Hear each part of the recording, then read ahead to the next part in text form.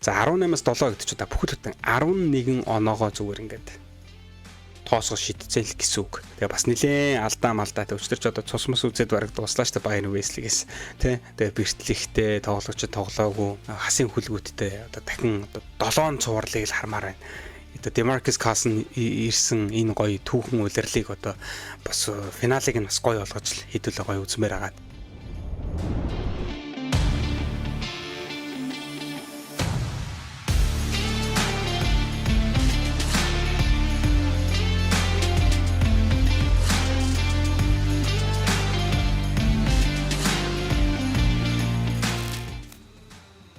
Hey what up за та бүхэнд өнөөдрийн мэндийг хүргэе. За хасын хүлгүүд болон бишрэлт металл багуудын цувралын 3 дахь тоглолтын бичлэгээрээ уулзаж байна. За тэгээд өнөөдрийн бичлэг бол ер нь хайрцангуй богино болно. Тийм учраас хэдүүлээ олон юм оршилгүйгээр галс өнөөдрийнхөө бичлэгтээ орцгоё. Let's go.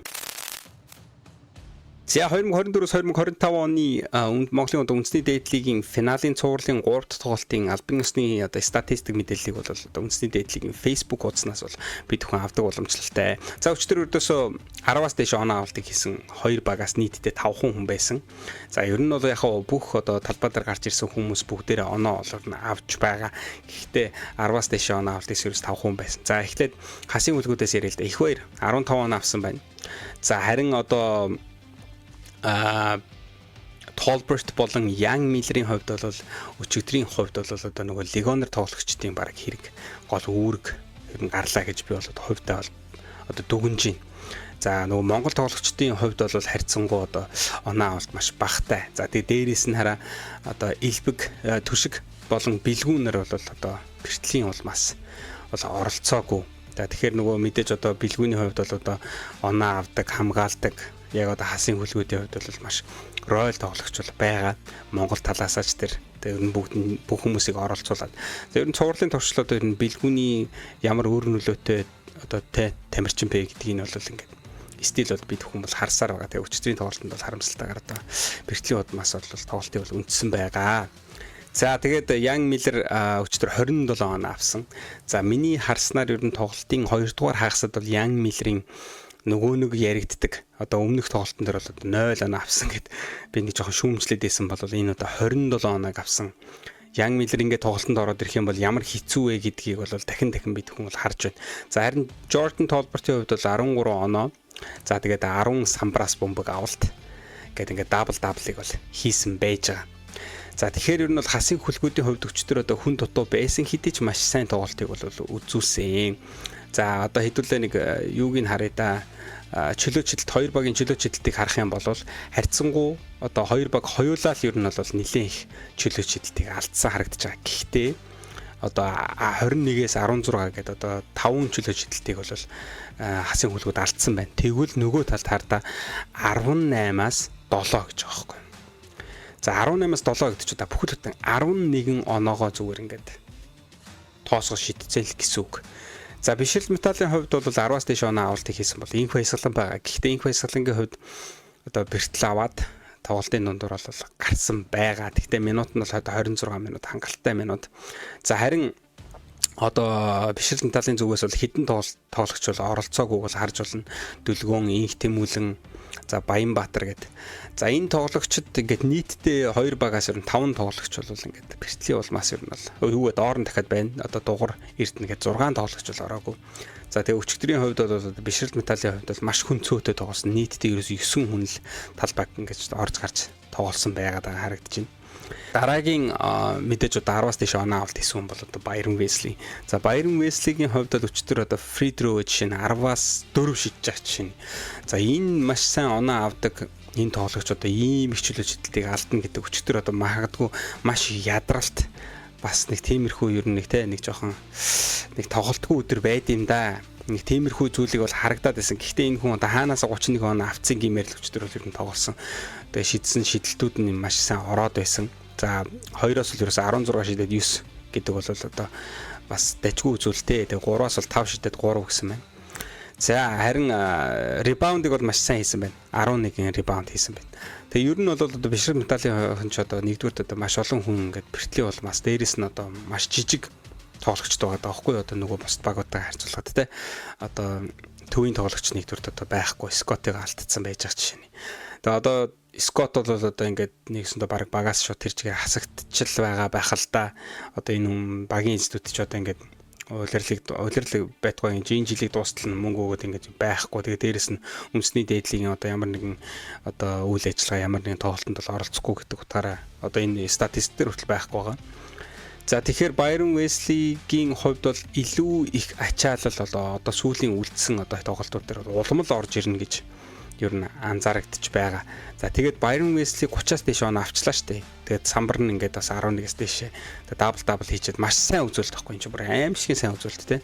Тийм байж хаад өчтөр бол баг нь бол одоо хангалтгүй.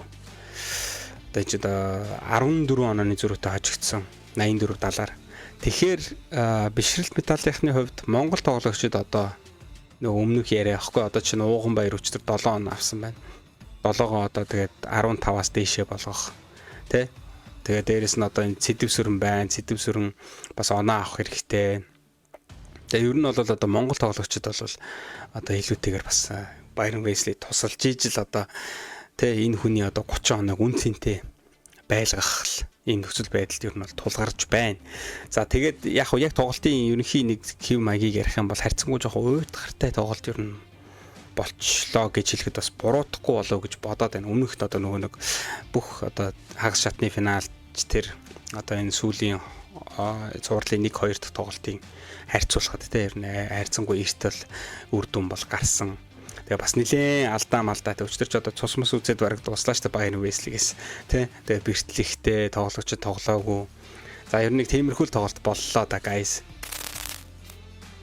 За тэгэхээр хоёр баг маань хоёулаа бас нэлээд удаан хугацаанд завсарлаж байгаа. Бараг 20-од хоног завсарлаж байгаа. 5 сарын 17-ны өдөр цувралын 4-р тоглолт бол байгаа харагдсан. За яг одоо бид бүхний харж байгаагаар хасын хүлгүүд баг одоо пост оруулсан байна. За энэхүү бидний Азийн сагсан бөмбөгийн аваргуудын лиг эхэллээ. Биднийг дэмжин ажиллаж энэхүү боломжийг олгосон спонсор байгууллагууд үргэлж дэмждэг хөгжөөн дэмжигч нартаа баярлалаа гэж байгаа. Тэгээд одоо бас удахгүй тоглолт нь ирэх гэж байгаа бас хасын хүлгүүдтэй бас амжилт хүсье. За нөгөө талд нь тэгвэл одоо бишрэлт метал бас мөн одоо бас тоглолттой байж байгаа. За тэгээ Тайван улсыг зорихоор ингээд сайхан зураг постлсан байна. За ингээд ер нь харахнаа бас нэлээд хүн цөөтөл харагдаад байгаа юм шүү дээ бишрэлт металлын бол. За бид одоо энэ юу гэсэн байлаа. За энийг хараадахыг харагдах нь уу? Come on. Basketball Champion League Asia гэдэг. За тэмцээний хэсгийн 3 дахь тоглолтоо хийхээр одоо Тайван улсыг зорж байна. Тэгээд 4-р сарын 29-нд 17 цагаас гэж байгаа. Тэгээд энэ нь болохоор Pilots Tao Yuan Pilots гэдэг багтаа бол тоглох юм байна. За тэгээд хоёр баг маань хоёулаа маш чухал одоо Монголын лигдээ ч гэсэн одоо маш чухал тоглолтыг хийгээд ингээд цувралыг хийгээ явж байгаа хоёр баг хоёулаа дахиж ингэж Азийнхаа багуудтай ингэж аялын тоглолтыг хийнэ гэдэг бол одоо маш ачаалал өндөртэй маш одоо их тийм сэтгэлийн нэлээд тэнхээ хэрэгтэй болж байгаа юм л да буцаж ирээл хоорондоо алцаал дахиж ийш тийш ингээд магадгүй бас нэг юм рефреш болж болох юм. Одоо яг 7 одоо цуврал 7 тоглолт гарлаа ч юм уу эсвэл 5 тоглолт 4 тоглолт ингээд гарлаа гэхэд дунд нь ингэж яваад гадагшаага бас ингээд өөр баг магуудтай тоглоод бас нэг гоё рефреш болоод нэг тийм шинэ бас нэг юм сайклыг бас хийчээд ирэх юм болов тэр бас нэг магадгүй даваа тал болж магадгүй те сэтгэл зүйн хувьд яг мэдээж бол би физиологийн хувьд бол ялтчгүй ядралтыг бол авна л да ингээд нисэл буугаал тэгэл тоглоол ингээд иймэрхүү. За тэгээд мэдээж бол одоо бишрэлтийн хувьд бол миний зүгээс бол юу гэж харж байгаа гэхээр маш их хичээж байгаа, маш сайн байгаа хүмүүсийн одоо бүр төсөөлсөн нөөц илүүтэйгээр маш өндөр одоо хүлээлтийг давсан тийм тоглолтууд хийж байгаа учраас энэ жил бол одоо бид хүн хасын хүлгүүдтэй одоо дахин одоо 7 цувралыг л хармаар байна.